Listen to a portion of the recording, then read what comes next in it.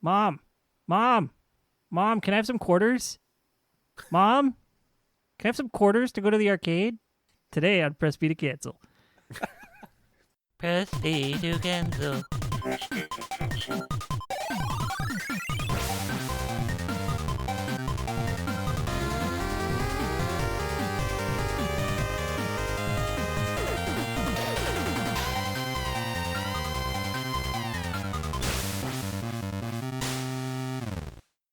Before we even get into that, you just reminded me, Mom has the story of my middle brother, and they apparently were on a ferry, and my dad was asleep.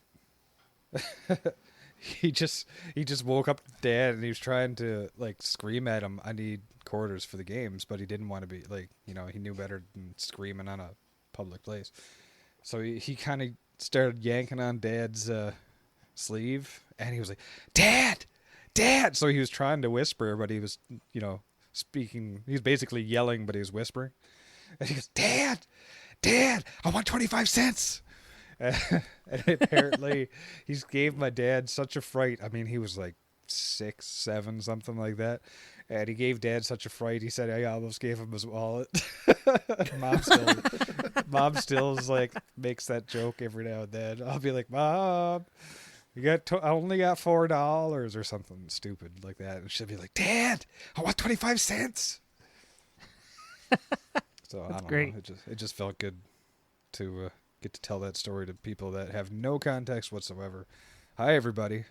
So today, we're going to be talking about our arcade experiences growing up, as well as, you know, adjacent topics to that, just arcades in general, I suppose.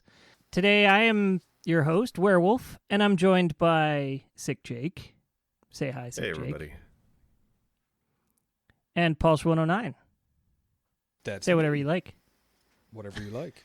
All right, so this was sort of a, get behind the scenes here a little, this was sort of a last minute decision to do, but it was something that sort of struck me as like, man, that would be cool to talk about with you guys. So here we are. GP couldn't make it because he's currently having a baby. Not his wife, he is. Oh, He ate a lot of cheese this evening. You see. Yeah. GP Schwarzenegger. I thought we were going to start saying if, like, one of us misses it, we're gonna always got to have an excuse and a lie about why they're not here. Oh, did that happen? I didn't. I think so. I must not have been there for that one. I think you were, actually, because I was just editing. But anyways. I have a terrible memory, so there's that. Anyway, so yeah, let's dive into maybe our first experience with an arcade that we can really remember, or at least our first, maybe our favorite, most fond young experience at an arcade, something like that. Just Yeah, we don't want to hear about that one time you got robbed. No, that's no fun. Yeah, I get angry enough if I get, like, if a quarter gets eaten, let alone getting robbed. Yeah. Well, I can start because I love the arcades.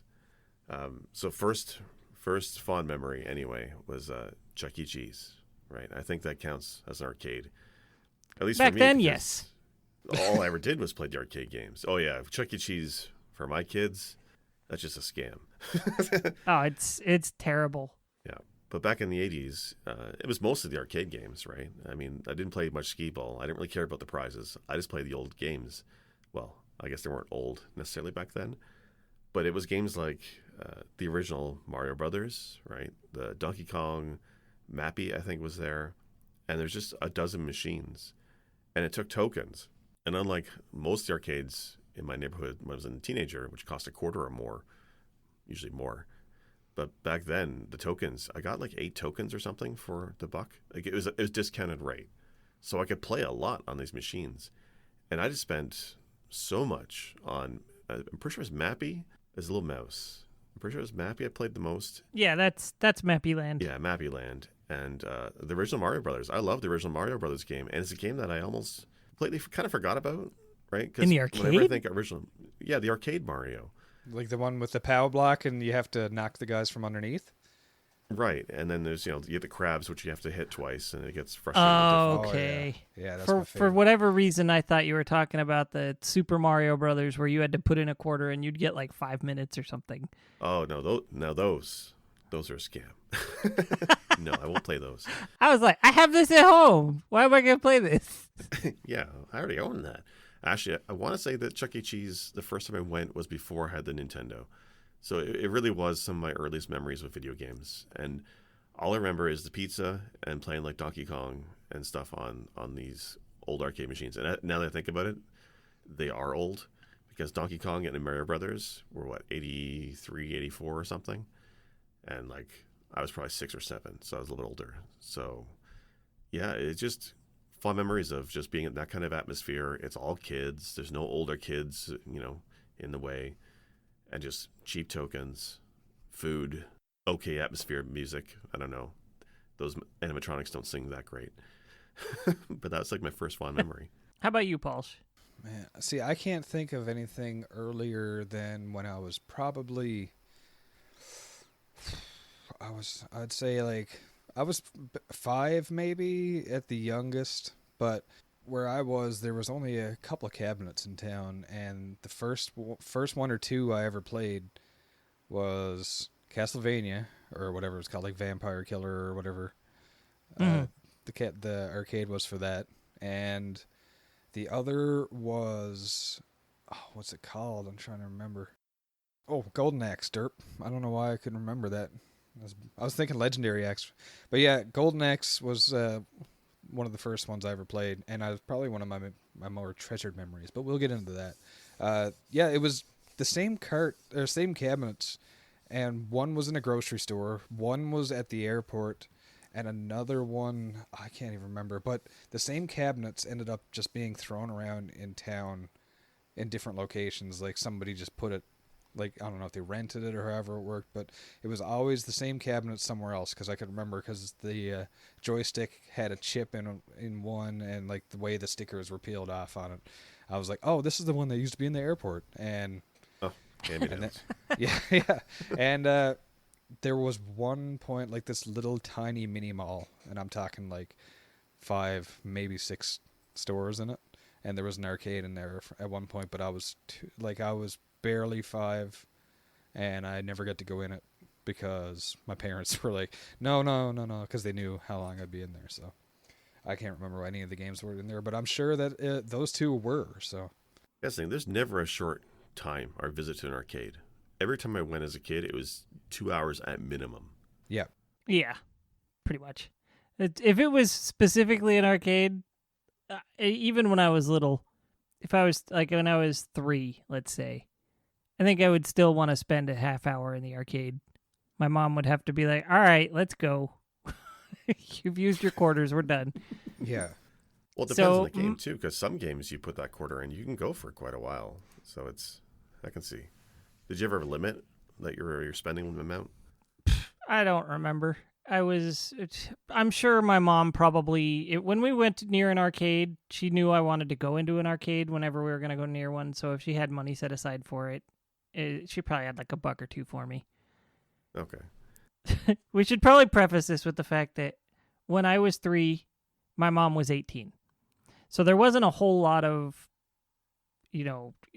available cash for throwing around like that, right? Oh, yeah, no. Yeah. That's fair. So when we would go hang out with her friends from time to time. So there was an amusement park near where I grew up in Riverside. So anybody in Southern California, this place is still there. You'll know it. It's Castle Park. Once upon a time, they used to have more than one little sad arcade room. It used to be a multi-story, massive arcade room that has mostly since become a roller coaster. One of those laser tag roller coasters. I don't even know if that's still what it is anymore, but... Wait, roller coaster and laser tag at the same time? That's what I got. Well, it's one of those ones where you sit in it and you shoot it like things along the side as you're zooming around. Okay. That makes a lot more sense. It's not like Disney here. It's probably, if it's the one I played at the local fairs here, it's the crappy lasers. It wasn't even open when I went, so I don't know how good it was doing. Yeah, once upon a time, this used to be a big old arcade. They probably rivaled what you expect from GameWorks in the late 90s, early 2000s. But this was in 86, You're going to have to tell me what GameWorks is for people that are not... We're Canadians. Okay, GameWorks is... It's kind of like Dave & Buster's. Before, I don't know if it's before Dave & Buster's, but I think GameWorks and Dave and Buster's both really started hitting their stride around the same time. GameWorks was owned by DreamWorks, for those who don't know. DreamWorks, the film company. Steven we actually Spielberg. didn't get Dave and Buster's until, surprisingly, not that long ago, at least in my province. But yeah, so a barcade situation, I guess. Yeah, I've never set foot in a GameWorks or in a Dave and Buster's, by the way. My memory banks tell me it was 1982 it was founded. I got a quiet keyboard for the memes. I remember being in this arcade, and it was well lit. It was not well lit, but it was lit well enough to where you could see everything and not trip. But it was dark enough to where you weren't getting glare on your screen from just about any perspective. It was perfect. It didn't really have windows. If they did, they weren't big. And I think I was always drawn to Pac-Man. It's the ultimate high score test, man. It was really my first experience with an arcade machine was Pac-Man. So I got really I wasn't great at it at the time, but I always wanted to play Pac-Man when we go to the arcade. And then at that one, they also had Miss Pac-Man. They had Pac-Man Jr., Baby Pac. Like, I would want to play all these. There's so many of them. All the packs. Yeah, basically. I was like, what? There's another Pac-Man game? I want to try this one. And, they all got weirder and more bizarre and harder because they were not just a simple single screen anymore. It's like the video game equivalent of A&W with the Burger family. So Pac-Man. So in the arcades, they're not arcades anymore. Now they're kind of machines at theaters here nowadays. But there's a retro style large arcade machine now. It's not an actual LED screen. It's like it's like stadium style screen, jumbotron screen. Although it's not as big, and it has all the games like Pac-Man and Space Invaders on it. And I love playing that machine. No, my kids can't understand why, but I love playing Pac-Man on that because I used to play the cocktail Pac-Man machine when I was a kid too. I love that game. Yeah, it never felt right to me playing on a standing arcade machine. It always had to be a cocktail table. Yeah. Otherwise, I don't know. It was just something about the perspective and the posture and all that. It felt more natural on a cocktail table than it felt on a standing machine. It's like you're leaning into it. You have your weight, just like. Oh yeah. It's just something about, like you said, the posture of it. Yeah, you just kind of like in that prime thing. Like if you wanted to jump up and yell hooray because you got a high score or you beat your friend or whatever, then you could. But it's kind of like you're almost hanging on when you're at a normal stand-up one in comparison. I'm pretty sure in about from 5th to 7th grade, I blew way too much money on a Miss Pac-Man cocktail table at the Round Table Pizza in town. Because it was walking distance. My friends and I would go there almost every Wednesday. And I'd be like, well, there's nobody at the Pac-Man table, so let's go sit there and I'll play while we eat. You were allowed to do that? We weren't. See, Miss Pac-Man was the game, when I got that for the Atari, was my favorite game. Because Pac-Man, the original, and the Atari was crappy, right? It was nothing like the arcade game. But Miss Pac-Man is just an awesome, fantastic game. I don't know if I've ever played Miss Pac-Man more than once, and I'm pretty sure it was only on like a bootleg multi-cart for NES. I don't think I've ever played it in an arcade setting. I have to say setting, of course, because the situation for cabinets for me now. Yeah. Donkey Kong Jr. was probably the first cocktail cabinet table thing that I ever played. That one's actually got some good memories because I just remember it was in a hotel in town where all my family is from, and that was the only game there. And the only other way you were going to play video games is if you or somebody else had one. Of course, all my friends had one, so it's okay. But because that was the only one, that was just, I need 25 cents. So is there anything else you guys want to mention real quick before I ask you another question? The only thing I'll say is you were mentioning how it's like a certain level of lighting at the arcade. And it's funny because when I was a teenager, or younger side of teenager, there was actually 2 arcades in the same plaza, which The area was terrible, high crime rate. No.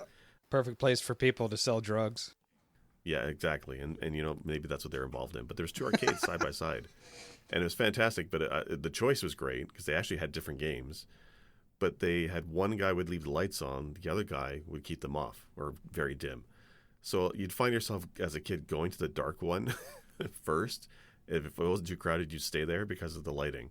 And I just don't know if it's the atmosphere or, you know, just the glare. I think, you know, just feeling that you're in an arcade, it's just that different world you lock yourself into. And it wasn't the same if the lights were on. Yeah, I can believe that. Yeah, it's a little unusual to. It's easier to get immersed in your arcade experience if the lights are dim. Yeah. I never realized that until you say it. Yeah, you hear all these machines and people around you click, click, click, bang, bang, bang. Yeah, you know, all that. But you're still like locked into your screen. Yeah. And that's what you hear the most, assuming the sound is on for the machine you're playing. Yeah, you just kind of zone in. I think, yeah, that's not a detail I really caught on until subconsciously I've done it, but I think this is the first time I've actually noticed it, that you mentioned that too, because the ones that I went to in malls and stuff, they were always, you know, lit up with fluorescent lights that, you know, are 20 feet or air or something like that. So it was a little bit different experience than the small place that's built into the basement of a restaurant or something where they only keep it up until like 9 p.m. and you can't stay unless you're over 16 or 18 or something, you know, after 9. That's the kind of places I remember going to a little bit later in life.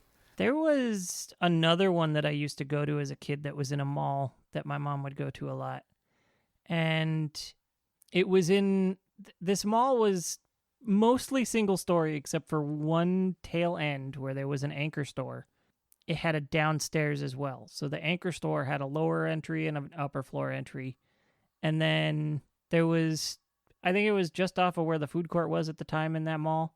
There was a few stores down there aside from the anchor. And then there was an arcade down there. And that arcade, I don't know why, but in that mall arcade, the lighting was perfect. It was not bright. It was, and I almost wonder if it was sort of chosen to be put there by mall management so that way the sound wouldn't echo all the way down into all the other stores that were near there. Because it was loud. Once you walked over where the opening was for the stairway, you could not help but hear the arcade just up above it. But I don't remember playing a whole lot of games there. That's where I usually saw the NES games. I think I also saw Fighting Street there for the first time. Actually, I was looking at that earlier today. So that's the Street Fighter 1, basically. And that game is bad. I forgot how bad. So very bad. I always wanted to play it, and then when I finally got a chance to watch some footage of it, I'm like, you only can be as Ryu for the most part. He's a redhead out of nowhere. Yeah. And it's just going through all the, like, Joe's your opponent. Okay. And then Mike. Yeah. And then like later on you get Don and Sagat and Birdie and all that. But yeah, some of the fighters, I'm like, well, how come there's not enough of these fighting Street Fighters in Street Fighter 3 and 4 and everything? And I think there's a couple. It's because they're bad. They're just bad characters. Like Joe, the random boxer from America. Like Ken was just bad enough. He's already a copycat. Can't have Mike and Joe if they were really playing. But yeah, I remember Fighting Street. That's a good one. I remember it being at the airport at one point, because the airport was the one where you go to, because that was probably the only place that would get enough traffic for it. And I don't know if it was on purpose or not, but I think the joystick was either over tightened on purpose or it was like damaged. But trying to do, I don't know if you could do a fireball in that one or not, but I tried it and it was just so impossible. I could not. I think I won a single fight in that, and I probably spent $5 in it over the time that I was there for a year. I'd never won a fight. I was like, this is the one. That's when I actually decided to say, no, I'm good. Instead of being like, oh, it's a video game, I've got to play it. No, it was like, no. Well, I mean, as arcade games go, you know, sucking quarters out of your wallet is kind of the number one mission. So right, that was always the thing for me, right? The arcade games that you knew were arcade games like designed through and through, because you'd go through $10 before you could even get close to finishing it. Yeah, yeah. Oh, like The Simpsons. Yes, although To my credit, I can beat that one in a buck. Really? I think I Yeah. spent over $8 on it at one point and still couldn't beat it. Wow. Yeah, I did it for I- RBP, although I died a lot. But I can do it in $1. I've done it before. I love that game too. That's one of Konami's greatest games. I think after $1.50 on the last fight, I was like, I need to walk away. It's not happening. Yeah, the Mr. Burns fight is ridiculous. There's a lot of cheap shots. A lot. So now my question for you guys is, what was one of those game changer arcade machines you tried? So, for example, it really changed what you perceived from an arcade machine, like what you expected from the arcade in general, things like that. Oh, I got one, but I'm letting Jake go first for this one. I'll go first on this one so you guys have kind of an idea. Okay. For me, it was Virtual On. That's a good one. Yeah.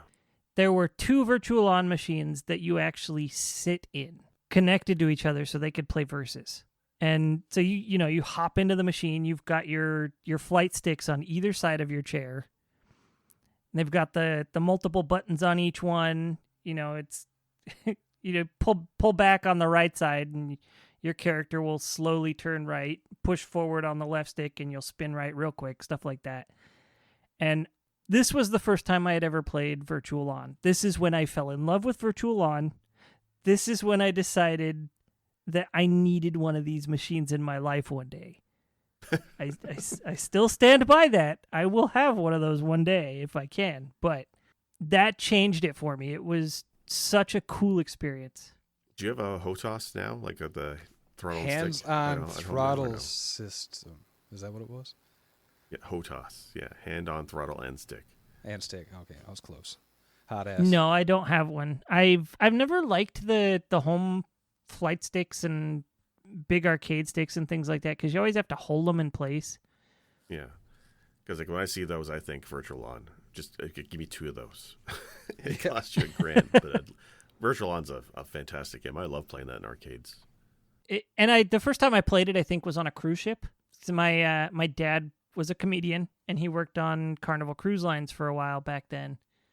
So I got to go with him as his guest at one point because he was able to take a guest for free most weeks if he went, So he took me once as a birthday gift, and they had, for whatever reason, this cruise line, like this particular cruise ship, had a massive arcade.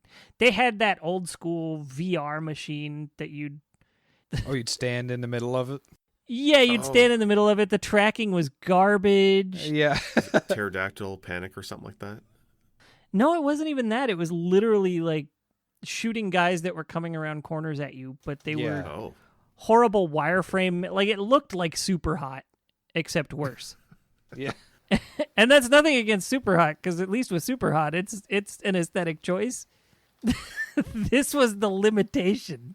Yeah, there was no context to the game. It was just get in there and shoot, and that was Shoot it. and dodge. Don't get shot. Yeah. Huh. I have to look this up. And so I think you had like a 360-degree range, so you had to like turn around and make sure people weren't shooting from behind and all that.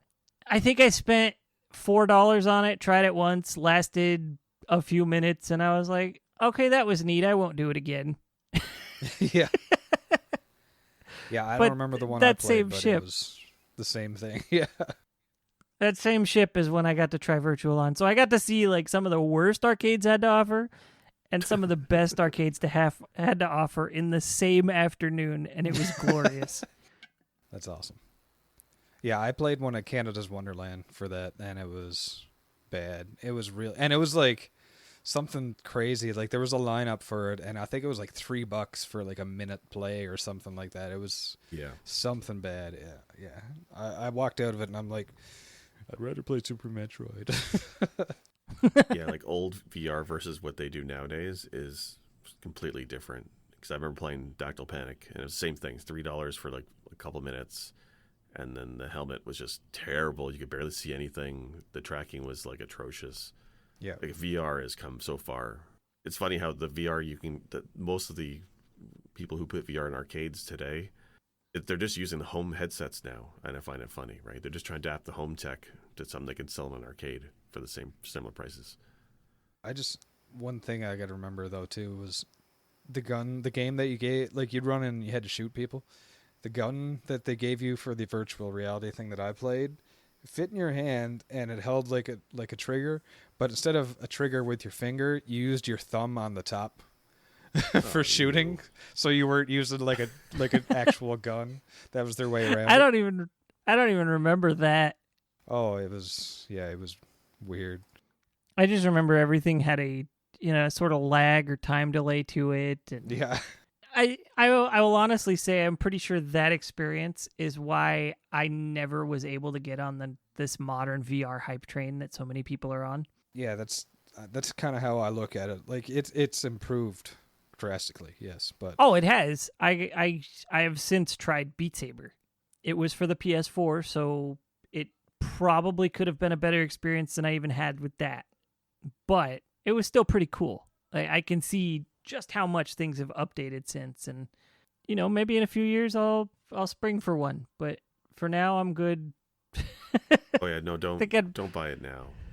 Like I got in early with the Oculus Dev Kit and then the CV1, and I was very tempted to get the latest version because the CV1 is definitely eye-opening and it's great to play with it.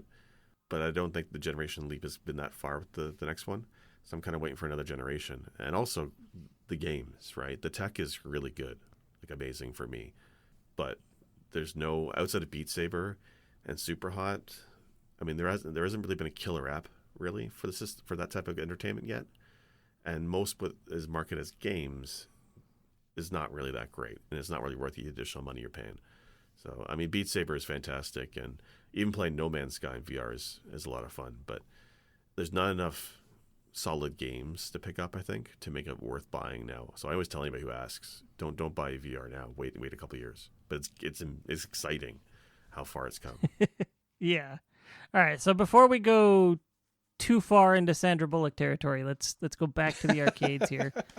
And this is what happens when we have good conversations with friends. It's like, oh yeah, you just start yakking. So let's.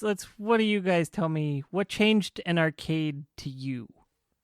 When did it stop just being like Frogger and Dungeons and Dragons and things like that? Actually, I was thinking Dungeons and Dragons, but that's not that. I mean, if that's what changed it for you, that's what changed it for you, you know? And I almost said Neo Geo multi-arcades because you have the 5 games to pick from, but no, I know what I can say. The game changer for me, and it's all core to the visiting an arcade experience as a teenager, is that plaza with the 2 arcades. Not the dark one, but the one that lights on. There's a couple machines in the back called Gal Panic with the nudie ladies. Ooh. And every time I walked in an arcade, it took me a few visits before I worked up the courage to kind of walk up to one and see if I was going to get kicked out.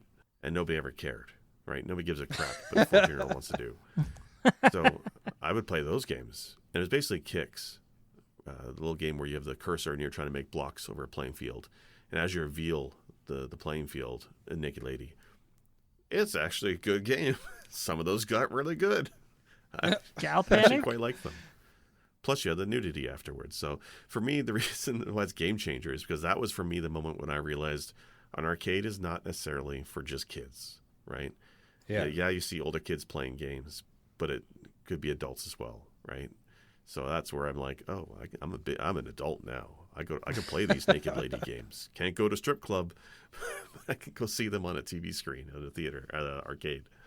I'm jealous. I never seen one of those in my life. Well, thanks to MAME. You can emulate it great. Yeah. Oh my. Okay, so this one I've got a story for. Oh, that game. I think I played that in MAME at some point.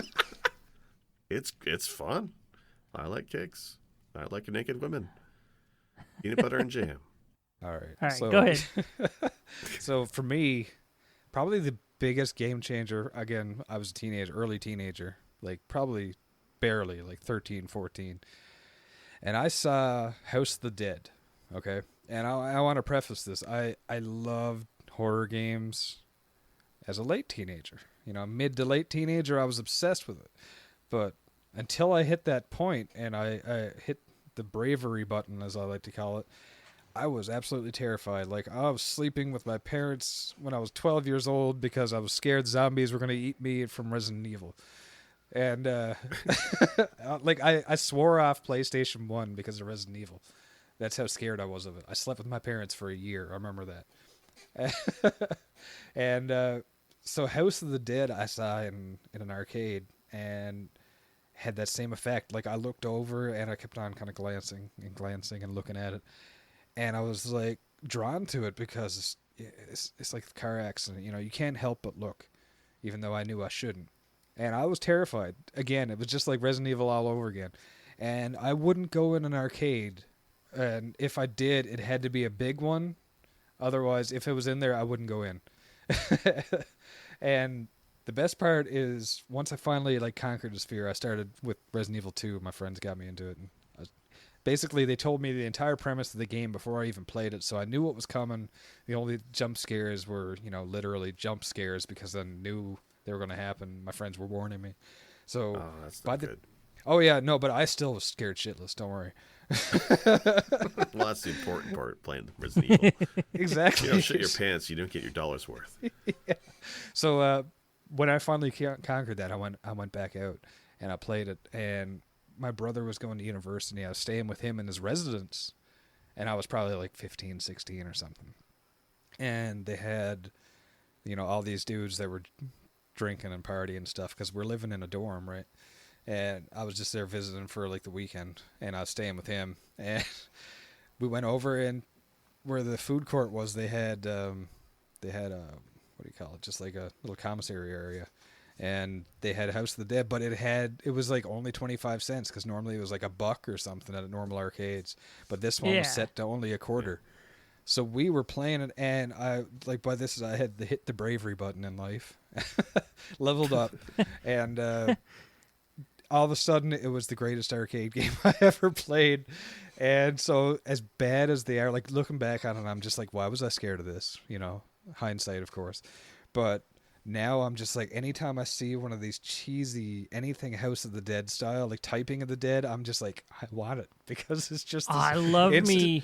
Yeah, it's just all of a sudden it's like this redeeming thing. Like, I've got to play this. I don't care how bad it is because I know I'm not going to be scared and I'm going to just beat it. So it's just like this, like growing up experience that definitely changed it for me. That was like this tipping point. I'm an adult now. I'm not scared of you. Little tangent on your House of the Dead. I always loved playing House of the Dead at the arcade because it was just so cheesy. It wasn't even B movie, it was C movie, you know? Yeah, oh yeah. Looking back, yeah. It looked good though. Like that was fun to say. I mean the acting and the story and who knew what was happening, and all the acting was just stiff as a board. Yeah. And then they did Typing of the Dead. And I never got the gun con at home or anything like that. I think that's what it was called for Dreamcast. Yeah. But I got the keyboard and I got Typing of the Dead because I really wanted to play Typing of the Dead. That's the game that taught me to type. Really? Yes, really. Like we had typing and like we took typing in school in 4th grade or something like that. So I was 10, 11. It was still on low caliber Apple computers, you know. But I wanted this for the Dreamcast. I got it. I typed up a storm. I got really good at typing because of that game. It was so stupid. That came out in 99. Did it really? I thought it was older than that. I thought it was younger than that. I thought that was in the last 10 years. Someone just said, hey, no, we're going to do this and make fun of this game. No, apparently. Wow. Yeah. Because I was saying before, that's like Sega's, I don't know if it's first gen, but it's like early gen 3D arcade games. And one of the reasons why I'm getting the Dreamcast, Ashley 99 makes sense because House of the Dead's graphic style, and it was ported to Dreamcast. Right. But there's a few that must have been using that, or at least that style, like Time Cop. Virtual Cop. Virtual Cop, sorry. Virtual Cop. No, Time Crisis is what I'm thinking about. Yeah, Yes. Time Crisis and Virtua Cop. Both of those. But I think Virtua Cop was the Sega one, like the exclusively Sega. Yeah. Because that's the one that Yes. you could, I think you could get the home light gun for the Saturn and you could play Virtua Cop. Or they had like a weird version where you could control it with the D-pad or something on your controller. It was weird. I don't understand why that Yeah, was the I think thing. I heard about that one. Yeah, you're right. Virtual Cop, and then the other one was Dynamite Cop, which was Die Hard arcade over here, and just Mm. yeah, I love that early Sega stuff. It's great. It runs very quick, like it's high frames, or at least it feels like it. Yeah, the animation always felt super smooth. Yeah, The rooms were always really small. I think that's why everything looked as clean as it did, because there was not a lot of draw distance needed. I just remember it kind of looked like the 3D version of cell shading, like early Disney movies and stuff, that motion where they just take, real life actors and they trace out the things frame for frame. So it has that fluid motion, but at the same time, it's this really terrible flat 2D art style, right? That's what it felt like with those early games, because they kind of had that super smooth motion, but it had no it had no right to be that smooth for for that era, is what I looked at it as. And Time Crisis also, instead of just shooting off screen to reload, it had the pedal that you'd step on, which I thought was awesome. oh, the pedal was amazing. Is that the game too, where it said reload, reload? Reload. Oh, they all started doing that. Yeah, Yeah. but that pedal was amazing. I love that pedal when you're playing. It just felt really just the heavy gun that shook your hand, Yeah. and then the pedal. That was a solid And the gun, game. the gun actually had that barrel thing that action that would shoot, so it Yeah, made you with feel the like you're, recoil. yeah. So it was really neat. And one thing I just remember I want to bring up with House of the Dead, for some reason, every time you scored a hit on a zombie, it sounded like a werewolf. You ever notice that? Yeah. You'd like be shooting I at it, remember that. and all you hear is just like, "Arr, arr, arr," like it sounded like a Mhm. werewolf more than a zombie.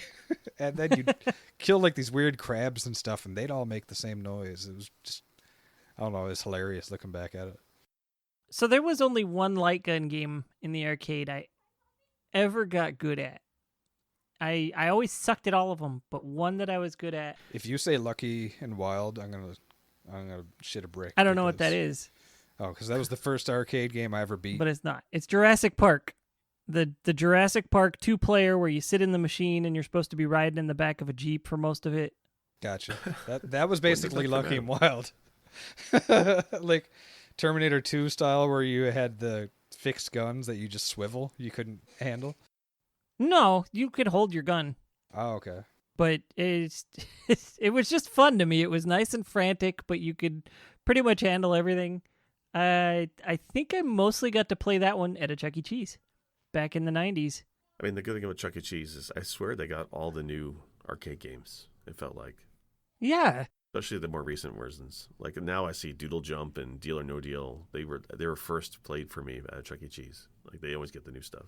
In the 80s and 90s, Chuck E. Cheese was like, yeah, we're going to Chuck E. Cheese. And then now it's like the kid wants to go to Chuck E. Cheese. And I'm like, why?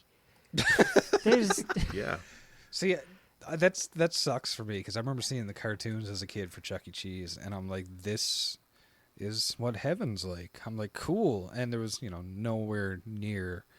I don't even know if any province I had visited up until like I was almost an adult that had one. But by the time I was old enough to go to one, that's when the like Dave and Buster's kind of thing I realized was the thing, and I'm like, okay, this is where you go as an adult. And then I'm like, okay, so I missed out on Chuck E. Cheese, and everyone's telling me, good, you don't want anything to do with that. And I'm like, okay, so I just kind of join in on the memes at this point, because I don't even know how bad it is. like once they got rid of the ball pit, kind of went downhill. Like the first The turning barcade- point is the ball pit. Hear me out. The first barcade that can recreate a safe, sanitary ball pit for adults is going to make billions. I'm telling you right now. Fill it with beer and no, not beer. That would be swimming pool. No, just fill it with like basketballs or something. But a ball pit for adults. That's what I want. Those the foam dodgeballs, man, because you're going to be pelting people with it. oh, that might work. Yeah, we did that as a kid too. It's one of the reasons why they got rid of the ball pit. Probably the kid Yeah. probably lost an eye from a broken ball from the ball pit, sharp like plastic. There's gonna be a lot of jammed fingers in that ball pit. Yeah. I gotta ask, still on the subject of those shooters. One I always wanted to try, and I never worked up the nerve to because it was like $10 or something, $12, and I was like, no thanks.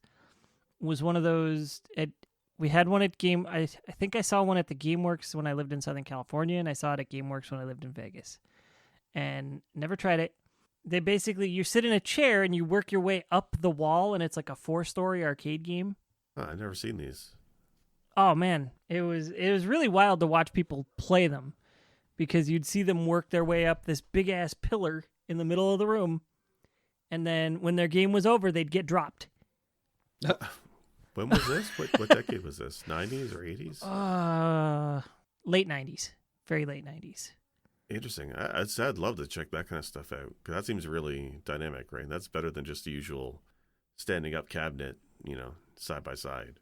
I want to say somewhere between 97 and 99. If I saw it when I lived in Vegas, it was 98. Interesting. I'll have to look that up. Yeah, so that was interesting. But I always I always liked going to the GameWorks at the mall in Southern California where I lived. Ontario Mills. I'm sure everybody's got a Mills somewhere that they've been to. But that GameWorks, it had like all the newest stuff. So, you could go play Top Skater and whatever the snowboarding equivalent of that was. And then they had Crazy Taxi. They had, you could go upstairs to the back and you could play Frogger and Pac-Man. And what was that other one where it's the stupid little race car that just drives either up or right or left. And you just always vertically like go, Super like Sprint? that might have been it. Yeah. Where it's just always going up. They just had like those really old ones that you could go upstairs and just pay like 25 cents to play, or you could be downstairs and paying anywhere from $1 to $12 to play a game.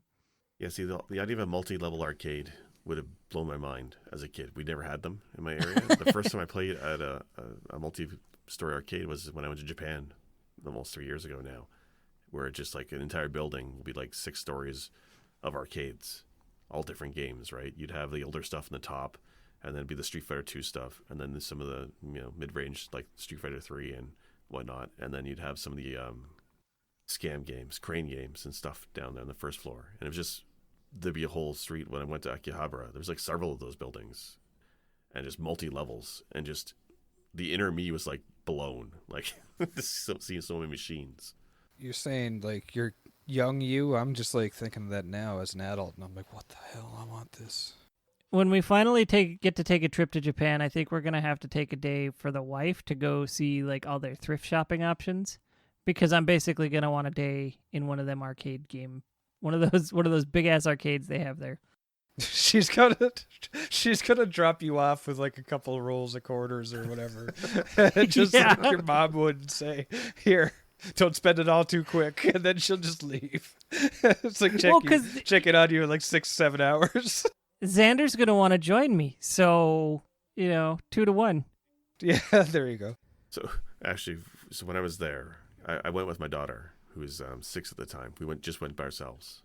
We were lucky to, and a lot of them have themes. There's one devoted just the catch machines, the UFO catchers, I guess. But there's one where it's like the machines where there'd be a prize in the middle, and you enter the money, and then this light would swing around the edge of this circle, and if you hit the button in the right time, the spoke holding the prize would drop, and the prize would come out. So whenever my daughter saw these machines, she wanted to try them. Didn't matter if they're scams. She didn't understand that.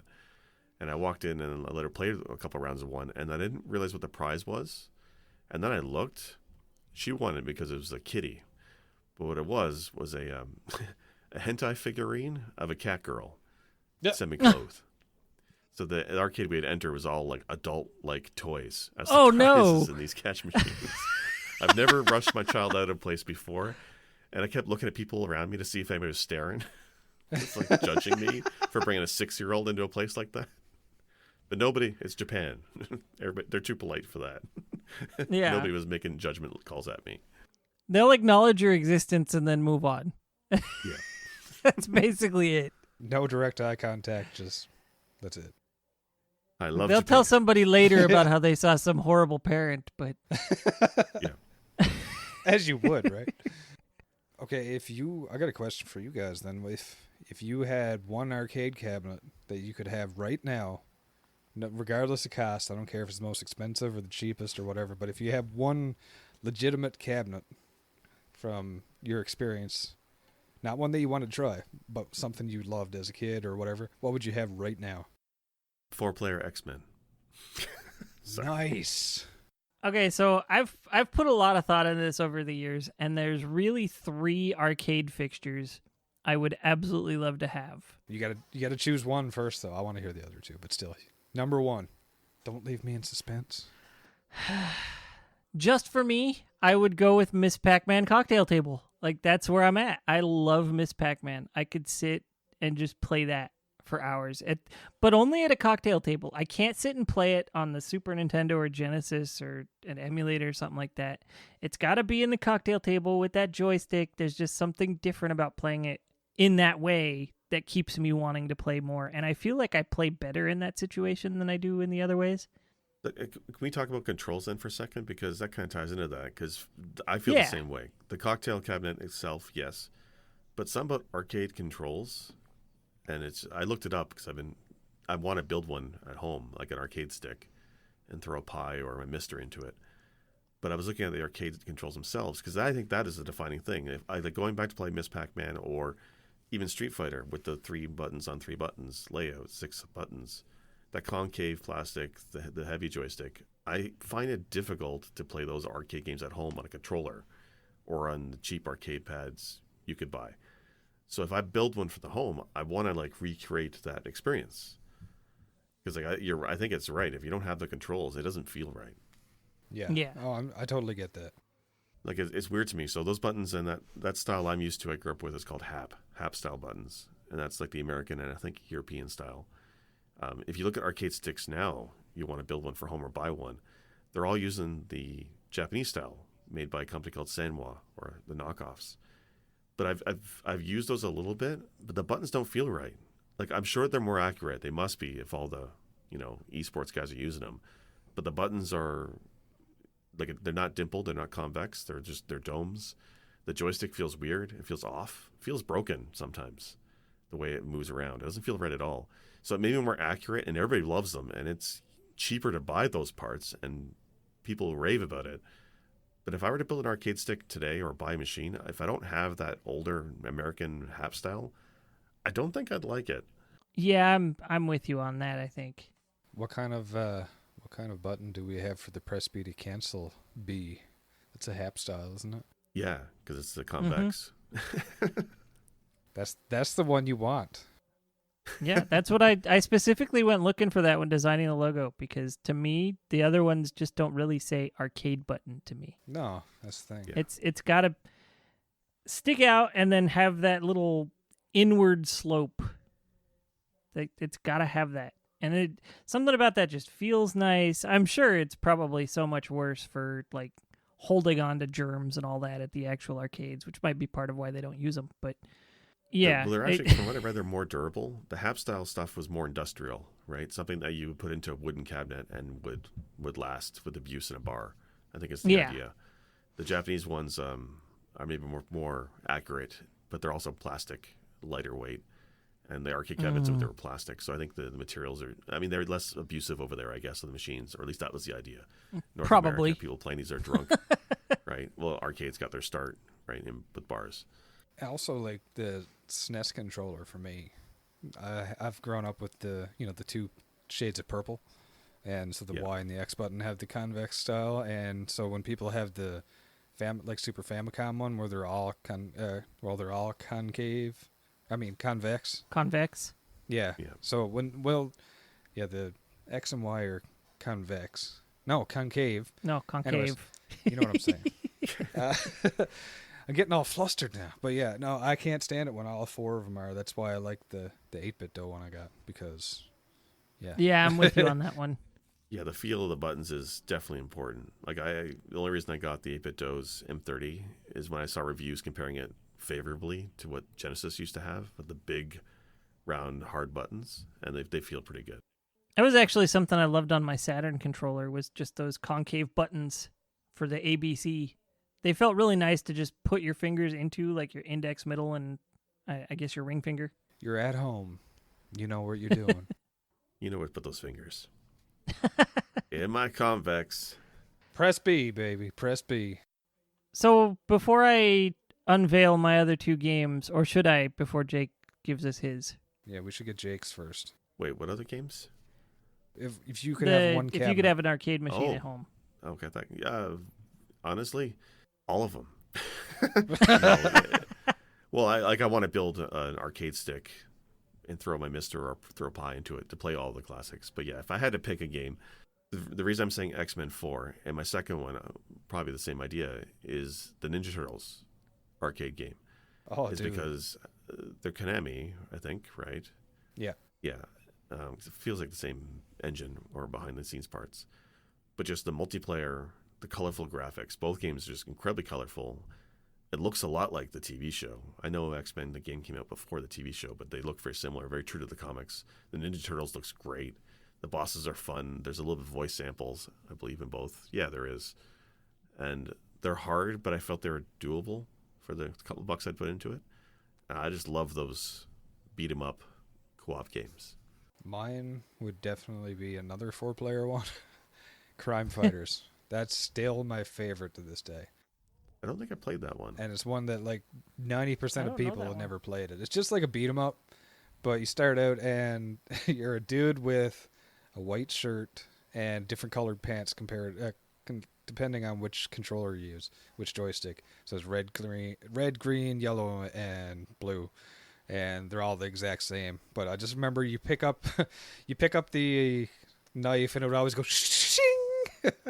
And like the boss was the sprite that's like twice the size of you, and he'd swing this giant mace and stuff, and on the side of the cabinet had a guy dressed up kind of like him with the nose ring that had the chain going to his earring and stuff. So I was like, oh yeah, these are the bad guys, I gotta beat them up.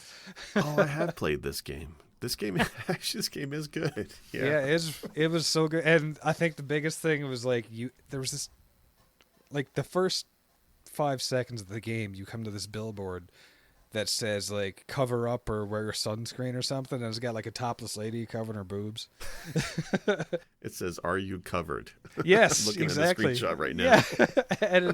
and I just remember like if you'd walk over to it, it would fall down and it would crush you guys, and you'd turn into like, it looked like squat down Mario characters for like, a few seconds. But I always used to play that level, and as soon as I'd start the game, I'd run over that and try to knock it over as quick as I could before my parents saw me playing it. So, yeah. It looks kind of like Bad Dudes to me. It pretty much was. Similar vibe. Huh. So, yeah, that's all it was. That's probably my most, like, cherished game, because it was just so fun. The sound effects were just, like, that perfect crunch. The cheesy bings and thwacks and stuff, all the crazy onomatopoeia. And every time something like if you'd swing a pipe or a bat or anything like that, you just pick up a piece of steel or something, and it would just go like and so it just like was this over the top thing, and I just loved it. I couldn't get enough of it. Okay, so the other machine that I would love to have that's, an arcade game is, like I mentioned, the Virtual-On sit-in cabinet. I loved that. But then there's something we've kind of neglected to talk about this whole episode, and it's a little sad. If you say Dance Dance Revolution. No, it's not Dance Dance Revolution. I can't even... Well, now I'm disappointed in you, okay? I used to be really good at that at home, and I could not play it at the arcade because my feet would always kick those bars. Nice. I couldn't do it at the arcade. Oh, wow, you got really into it then. But I have like 5 or 6 of them for PS2. I was into it for a while. Air hockey. We didn't even talk about air hockey. And I think just about any time I go into an arcade these days, if there's an air hockey table and people aren't at it, either my wife or I will ask the other, do you want to play? And the coolest one I ever played was a Pac-Man. I know we keep going back to Pac-Man, but it was a Pac-Man air hockey table. And so you spend, and it's what, let me explain. It's kind of wild. It starts off traditional. It's air hockey, right? Mm-hmm. You got 2 air hockey paddles on each side. So I think at some points you've got 2 discs flying around instead of just 1. Oh, wow. Oh, shit. So it's already kind of intense, right? Well, after a certain amount of time or a certain score threshold or something, just a massive amount of little tiny discs. We're talking like 30 to 50 little tiny discs just spill out onto the table. and you're just like, score them all, because it's supposed to be all the little dots that Pac-Man eats. And This is air hockey? it's air hockey. It was so cool. And so those ones are all worth less than the usual, bigger discs. But if you get a ton of them, it can totally swing the game in your favor. Oh my God. That sounds It was awesome. so fun. We didn't know it was going to happen. We just saw air hockey and we're like, air hockey, let's play. So we start playing, and then partway through the game, that happens. And we're like, whoa, we start screaming with excitement. We're panicking and flustered because now there's like a million discs on the table, and we're just trying to get as many as we can into the other person's goal. I just looked at a video. That's wild when the disc come flying out. That's insane. I've never even seen this before. If you ever come across this, if you love air hockey, if you ever come across this Pac-Man air hockey table and you're with someone who likes to play, please stop and play it. It's so cool. Yeah, like I want to play air hockey anyway. Oh, I'm just watching the video now. Yeah, that's sick. Yeah, no, I never even thought about that because I'm just thinking about the video style games of it. But yeah, dude, that is an arcade experience. Yeah. There's a throwback now to like bringing some of those old arcade games back, right? I don't know if any of you guys have played it's still digital, but it's a Pong machine, a physical Pong machine that's out in barcades now. But it's No. like very bare bones, all black, glass top, and then you have a little, I guess, plastic bar, and then the ball bounces between the two, and it's so retro, like something it feels like it was from the 80s, but it's a modern game, a reboot of Pong. And it's a blast to play. So there's definitely like that, and the Jumbotron Pac-Man Galaga machine was also a trip too. So like they know that people who grew up on the games in the 80s and 90s are kind of old with kids now, and they're going to come to these places. So they need games that cater to them, and they totally do it. It's getting really fun. I don't think it's just cater to them, but it also games that they want to show their kids that they probably haven't seen in years, Yeah, that's part of it too. I love showing my kids all the old games. Like, there's some that they even said they like playing the old games. They call it literally that. We play Daddy's old games. Mm-hmm. My son says that to my wife sometimes when she gets home from work. We played one of Daddy's old games. That's awesome. Meanwhile, I'm the guy that just ends up playing all these games. It's like played Dad's old games. I'm just like, I played Jake's old game. You play this? I do now. All right. Well, I think that's going to do it for this particular episode. If there's anything we missed, please feel free to let us know. I'm sure you guys out there all have all sorts of different varying arcade experiences and what made them for you, what your first great one was, all that. Please let us know. We'd like to hear them. I'd love to hear it, yeah. Insert coin. Anyway, so this has been Press B to Cancel. Thank you for listening. I am Werewolf. I pretty much found here almost exclusively for the time being. And where can we find you guys? Pulse? I've also found here primarily. I've been slacking on the streaming game, but you can find me over at twitch.tv/Pulse109, PALSH109. And Jake? Yeah, I'm Sick Jake. You can find me on Twitter, sometimes on Twitch, but lately I've been messing around with YouTube, actually, which, by the way, you can now check out Press B to Cancel on YouTube. Yay. It's the Muppet Yay. Show! Yay! Wait. I was going to bring that up if you didn't. But also, We're trying to do with it, too, is you'll notice that I don't feel right putting up an audio podcast on YouTube, so I am recording gameplay and putting it with it to try and put the two together. So, yeah. If you like it, please subscribe on YouTube. That'd help us out. you might also find the odd episode that Jake streams his video recording while he's listening to the podcast. It's kind of fun to watch. I beat Kirby. Congratulations, Screw that sir. boss. I gotta watch the VOD, make sure there was no gaps in Tool-assisted stream. it. Yeah. Look, I don't know what you're up to with that mister. You can do some magic that I am not aware of. Hey, that's Mr. to you, mister. Fact. And GP, where can we find you? Having a baby. Having a baby. Thank you all for listening. We'll be back next week. Special thanks for music go to Arthur the Ancient, found on SoundCloud, or The Last Ancient on YouTube. For more episodes, please visit our website, pressbtocancel.com. As well, feel free to like or subscribe at Apple iTunes, Google Podcasts, or anywhere else you like to listen to your favorite shows. As always, thank you. This has been Press B to cancel.